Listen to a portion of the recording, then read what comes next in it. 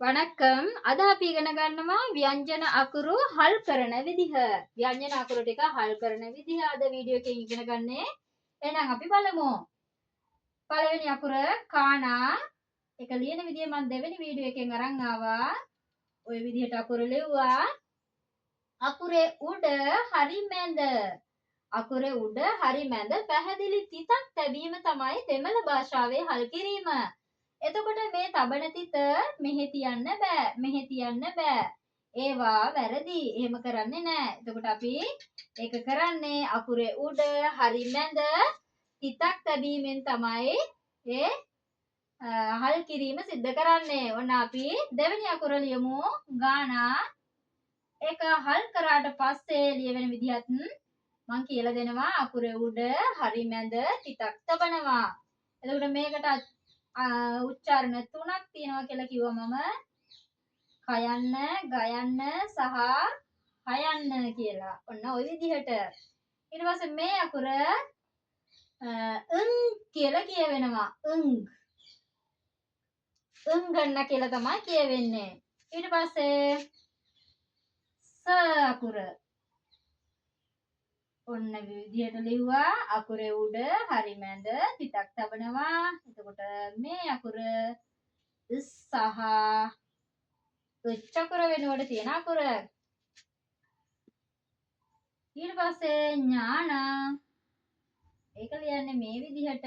ඒකේ අකුරේ උඩ හරි මැද තිතක් තිබ්බා. එතකොට මේ අකුර ංජ්. ඊට පස්සේ අකුර ඩානා. ඩ අකුර ওই විදිහට ලිව්වා. මේකේ ඇතුලේ තිත් තියන්න බෑ.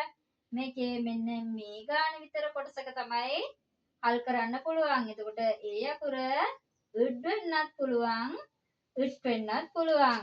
ඊට පස්සේ ලියන්නේ අපි මූර්ධජ න අකුර වෙනුවට තියෙන ගැට තුනේ නයන්න. එතකොට මේ අකුර ලියනකොට මේ ගැට තුන මේ උඩින් යන ක්‍රමය සමාන වෙන්න ඕනි. මේ කවාකාර කොටස්. ඊට පස්සේ මේ සුලි වර්ග තුන එකින් එක ගෑවෙන්නත් බෑ. එතකොට මේ අකුර උන්න හල් කරා. අකුරේ උඩ හරි මැද තිතක් තිබ්බා. මේක මූර්ධජ න අකුර වෙනුවට තියෙන අකුර. ඔන්න අපි අකුරත් හල් කරගත්තා. ඊට පස්සේ අකුර තානා. ත අකුර. ඔන්න ඔහොම ලිව්වා. උඩින් හරි මැදින් තිතක් තැබුවා. තිත තබනකොට මේ අකුරේ ගෑවෙන්න බෑ.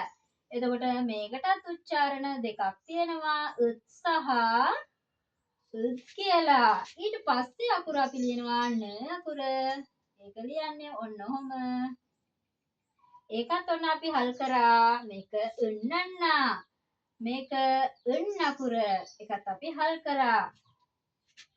ඊට පස්සේ අකුර පානා. මේක හල් කරාට පස්සේ මේකෙන් අකුර ඇතුළට යන්න බෑ. අපි තියෙන තිත අකුරේ උඩ හරි මැද පැහැදිලි තිතක් තැබීම තමයි හල් කිරීම.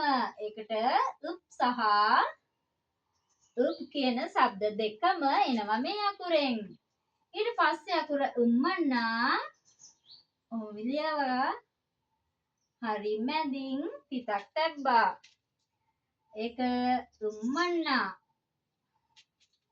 ඊගාව අකුර යානා. ඒක පළවෙනි කොටස කවාකාර වෙන්න ඕනි. ඊගාව කොටස සමචතුරස්‍රාකාරව ආවා.